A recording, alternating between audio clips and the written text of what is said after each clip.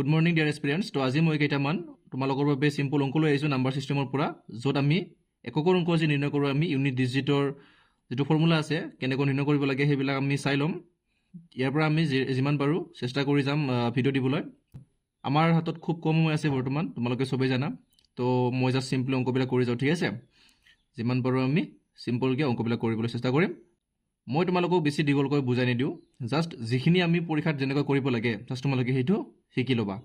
তোমালোকে জাষ্ট প্ৰথমৰ পৰাই ভালকৈ চাই ল'বা, তেতিয়া বুজি পাবা নিশ্চয়। তো ব'লা আমি প্ৰথম অংকটোৰ ফালে আগবাঢ়োঁ।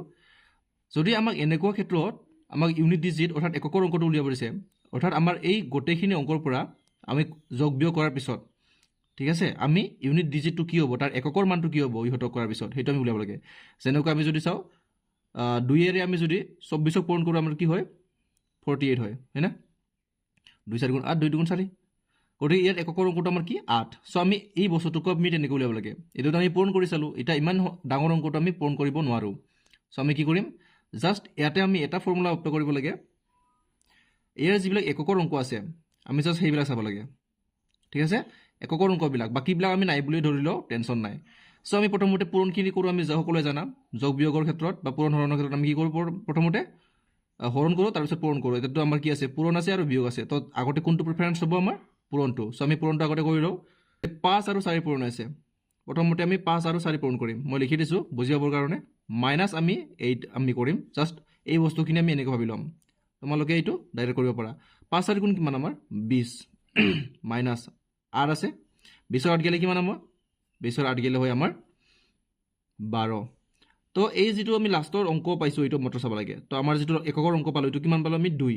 চ' এই যিটো সংখ্যা আছে, এই যিটো অংক আছে, এই অংক কৰিলে আমি যিয়ে নাপাওঁ কিয় এনচাৰটো, কিন্তু তাৰ একৰ মানটো কি হ'ব সদায় 2 হ'ব। তো আমাৰ যিটো কাৰেক্ট এনচাৰ হ'ব সেইটো হৈ যাব আমাৰ 2, ঠিক আছে। ইহঁতৰ একৰ যিটো মান এনচাৰটো হ'ব আমাৰ কি, এনচাৰ ইজ 2, ঠিক আছে। আমি এনেকৈ কৰিম, ইহঁতৰ একৰ অংকত থাকিব তোমালোকৰ অপশ্যন থাকিব, তাতে তোমালোকে 2টো টিক কৰিলে হৈ গ'ল। অ'কে, এতিয়া আমি নেক্সট লেভেলটো চাওঁ। আমাক যদি এনেকৈ ঘাত দিয়ে, ঠিক আছে, আমাৰ এইটো পাৱাৰ আছে, পাৱাৰত যদি আমি উলিয়াব লগা হয় ইউনিট ডিজিট তেতিয়া কি হ'ব তোমালোকে জানা। যদি ঘাত দিয়া থাকে এইটো কি বুজাইছে, 2 কেইটা পূৰণ 2, এনেকৈ আমাৰ 8টা পূৰণ, ঠিক আছে, এনেকৈ আমাৰ 8টা পূৰণ আছে 2। চ' আমি গোটেইখিনি 2 পূৰণ কৰি চাব লগা আমাৰ প্ৰয়োজন নাই। ইয়াৰ ক্ষেত্ৰত সদায় মনত ৰাখিবা, যদি ঘাত দিয়া থাকে জাষ্ট এই বস্তুটো আমাৰ যিটো ঘাত আছে তাক 4ৰে হৰণ কৰিব লাগে, ঠিক আছে। 4ৰে হৰণ কৰাৰ পিছত আমি চাব লাগে ইয়াত ভাগে কিমান আছে, ঠিক আছে। আমি যদি চাওঁ 8ক যদি আমি 4ৰে হৰণ কৰোঁ ডাইৰেক্ট পুৰাপুৰি কাটা কাটি যায়, নহয় 4 2 গুণ 8। গতিকে আমাৰ কি হয়, ইয়াৰ ভাগে নায়েই। ভাগে কিমান আমাৰ 0। 8ক যদি আমি 4ৰে হৰণ কৰোঁ 4 2 গুণ 8 হয়, আৰু ভাগে কিমান থাকে 0। যদি ভাগে 0 থাকে তেতিয়া আমি এই যিটো 2ৰ পাৱাৰটো আমি জাষ্ট এই 4ৰে হৰণ কৰিছোঁ ন, আমি 4টোকে ল'ম। 4ৰে হৰণ কৰিছিলোঁ, 4টোকে আমি তাৰ পাৱাৰ গৈ মাৰি ল'ম, 8 পাৱাৰ মানিব লগা নাই। এতিয়া তোমালোকে জানা 2 4টা পূৰণ কৰি চোৱা কিমান হ'ব। 2 4টা পূৰণ কৰিলে তোমালোকে জানা 2 2 গুণ 4, 4 গুণ 8, 8 গুণ 16 ন। তো আমাৰ যিটো একৰ অংক কি হ'ব, আমাৰ 6টোৱে আমাৰ কি হ'ব একৰ অংক হ'ব। অৰ্থাৎ 2 to the power 8ত যিমান নাপাওঁ কিয় তাৰ একৰ অংকটো কি হ'ব আমাৰ 6। বাছ এইখিনিয়ে। নেক্সট আমি আৰু এটা অংক লওঁ। ইয়াতে অলপ ডাঙৰ আমি ঘাত পাইছোঁ, ঠিক আছে। এই ডাঙৰ ঘাত দেখি ভয় কৰিব লগা নাই, আমি জাষ্ট এইখিনি হৰণ কৰি চাব লাগে। ইয়াৰে গোটেইখিনিও হৰণ কৰিব লগা নাই। আমাৰ যিটো 2টা অংক আছে এই 2টা অংকটো আমি হৰণ কৰিব লাগে। ইয়াক আমি 4ৰে হৰণ কৰিব লাগে। কিহেৰে হৰণ কৰিব লাগে, 4ৰে। জাষ্ট তোমালোকে 4ৰে হৰণ কৰি দিয়া। 4ৰে যদি আমি 39 হৰণ কৰি চাওঁ এনেকৈ কৰিব পাব পাৰোঁ, তোমালোকে ডাইৰেক্ট কৰিব পাৰা।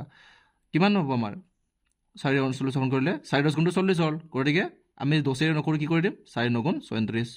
তো বাকী কিমান 39 দে, এইটো 39ৰ 36 গ'লে থাকিল আমাৰ 3। তো আমি এই যিটো ভাগশেষ এইটোকে আমি ঘাত বুলি ধৰি ল'ম। এই গোটেইখিনি ঘাত বুলি ধৰিব নালাগে।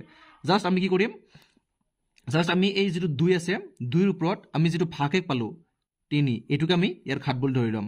যেতিয়া আমি ইয়াৰ ঘাত বুলি ধৰি ল'লোঁ তেতিয়া আমাৰ টেনশ্যন নাই। 2 যদি আমি 3টা পূৰণ কৰিলে কি পোৱা তোমালোকে জানা, 2 3টা পূৰণ কৰিলে 8 পাওঁ। চ' ইহঁতৰ যিটো মান পাম আমি এই গোটেইখিনি ফাইনেলি কৰাৰ পিছত তাৰ যিটো একৰ অংক হ'ব এইটো আমাৰ জাষ্ট 8 হ'ব। বাছ এইটোৱে আমাৰ এনচাৰ। অ'কে, নেক্সট আমি আৰু এটা উদাহৰণ লওঁ। এতিয়া আমি এইবাৰ 2 ঠাইত আমি 4 দিছোঁ, একো টেনশ্যন নাই।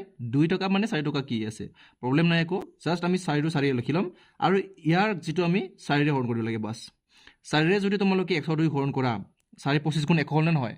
4ৰে আমি যদি চাওঁ 100, 4 25 বাৰ 100 যায়, আৰু 100 থাকিলে আমাৰ বাকী থাকিলে কিমান 2, অৰ্থাৎ আমাৰ ইয়াৰে ভাগশেষটো কি হ'ব 2 তোমালোকে কৰি চাব পাৰা 4 ৰে 1 2 হৰণ কৰিলে ভাগশেষ থাকি যাব কি 2 গতিকে আমি যদি 4 স্কয়াৰ মানে কি হ'ব 4 দুটা পূৰণ 4 দুটা পূৰণ মানে কি আমি 4 4 গুণ 16 হয় না 4 স্কয়াৰ মানে 16 গতিকে একক অংকটো কি হ'ব 6 সো আমাৰ যেটো এনসাৰ হ'ব এটো আমাৰ 6 হ'ব ঠিক আছে ইউনিট ডিজিট সো আমি যদি ইয়াৰ ইউনিট ডিজিটটো উলিয়াব লাগে তো তোমালোকে জাস্ট কি কৰিব লাগে আগৰ নিচিনাই জাস্ট ইয়াৰে 4 ৰে হৰণ কৰিবা দুটা দুটা অংক 4 ৰে হৰণ কৰিবা 4 ৰে হৰণ কৰিবা 4 ৰে হৰণ কৰি আমি যিখিনি ভাগশেষ পাওঁ আমি বিলা চাই লম ঠিক আছে আমি বৰ্তমানতে আৰু ইয়াৰো গোটেইখিনি চাব নালাগে জাস্ট এককৰ অংক আৰু এককৰ অংক ইয়াৰ এককৰ অংক কিমান 3 ঠিক আছে এতিয়া আমি যদি চাও এই যেটো 4 ৰে ইয়াক হৰণ কৰি কিমান যাব 4 10 গুণ 40 বাকি থাকিব আমাৰ কিমান ভাগশেষ 3 সো আমি ইয়াত জাস্ট 3 টো লিখি দিম পূৰণ 4 আছে 4 টো লম আমি ঠিক আছে 4 ৰে ইয়াক হৰণ কৰিম 4 10 গুণ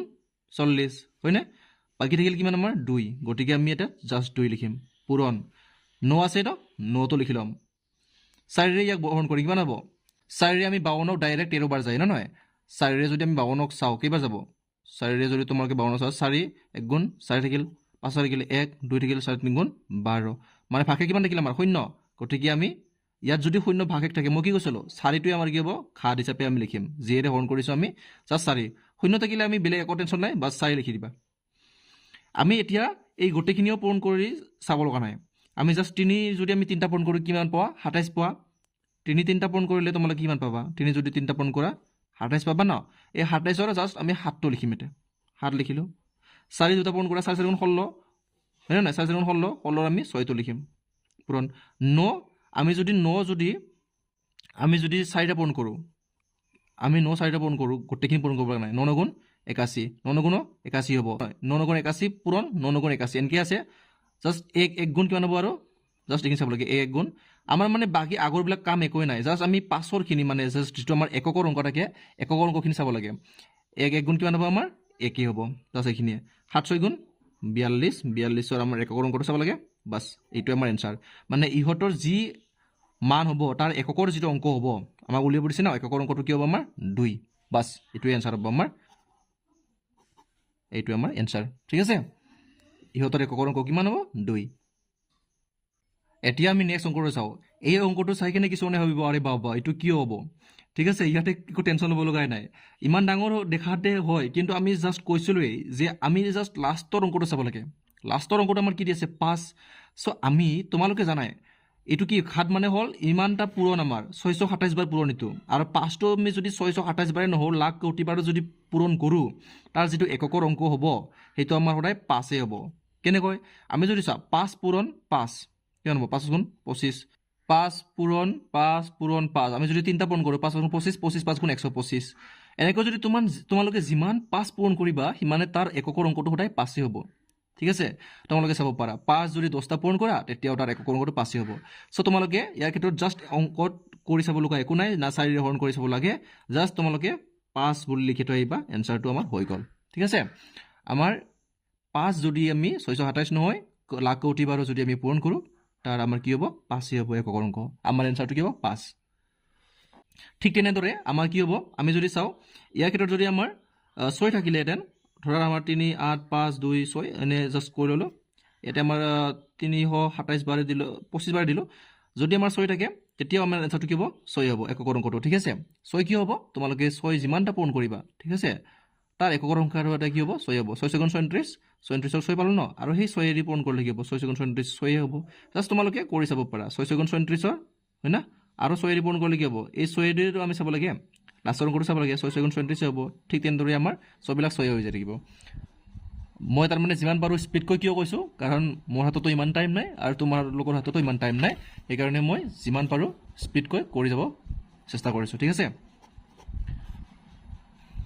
ঠিক আছে গাইজ আজি আমি ইউনিট ডিজিট ফৰ্মুলা শিকিলো ঠিক আছে এইখিনি ইম্পৰ্টেন্ট এইখিনি তোমালোকে এই ফৰ্মুলাটোৱে ইউজ কৰি কেনে যেটো আমি 4 ৰে হৰণ কৰিছিলো এইবিলাক ফৰ্মুলা ইউজ কৰি তোমালোকে এইবিলাক অংক কৰিব পাৰিবা আমি এনেকৈ পাৰ্ট ওয়াইজ আমি অংকবোৰ শিকি যাম আমাৰ যেনেকৈ নাম্বাৰ সিস্টেমৰ আমি আজি ইউনিট ডিজিট ফৰ্মুলাটো শিকিলো তাৰ পিছত আমি নেক্সট আমি তেনেকৈ সাম অফ নাম্বাৰস বা ৰিমাইন্ডাৰ থিওৰেম এইবিলাক শিকি যাম আমি এটা ভিডিওত আমি জাস্ট এটা টপিক কভাৰ কৰিবলৈ চেষ্টা কৰিম ঠিক আছে আমাৰ হাতত টাইম খুব কম আছে একমাহ আছে বুলি ধৰি লোৱা আৰু একমাহত আমি গোটেইখিনি কভাৰ কৰিব লাগিব যিহেতু আমি প্ৰেক্টিছো কৰিব লাগিব আৰু একবাৰ ৰিভিজন ঠিক আছে তো মই মিক্স ভিডিঅ' দিবলৈ চেষ্টা কৰা নাই মই জাষ্ট তোমালোকক টপিক ৱাইজ প্ৰেক্টিছ কৰি আছোঁ ঠিক আছে এইবিলাক ময়ো নিজে মানে কিতাপৰ পৰাও আছে বা বেলেগ আমাৰ ইউটিউব চেনেলৰ পৰাও মই তাৰমানে যিটো আমাৰ SSGD এইবিলাকৰ পৰা মই তোমালোকৰ বাবে ভিডিঅ'বিলাক আনিছোঁ বাবে যাতে মই যেনেকৈ শিকিছিলোঁ তেনেকৈ তোমালোকক দিছোঁ ঠিক আছে তোমালোকে এইবিলাক বস্তুবিলাক বুজি পোৱা নাই যদি মোক কমেণ্ট কৰি জনাবা আৰু যদি বুজি পাইছা তেন্তে ভিডিঅ'বোৰ শ্বেয়াৰ কৰিবা তো মই আজিৰ পৰা তোমালোকক এইটো ৰেগুলাৰ দিবলৈ চেষ্টা কৰিম যিমান পাৰোঁ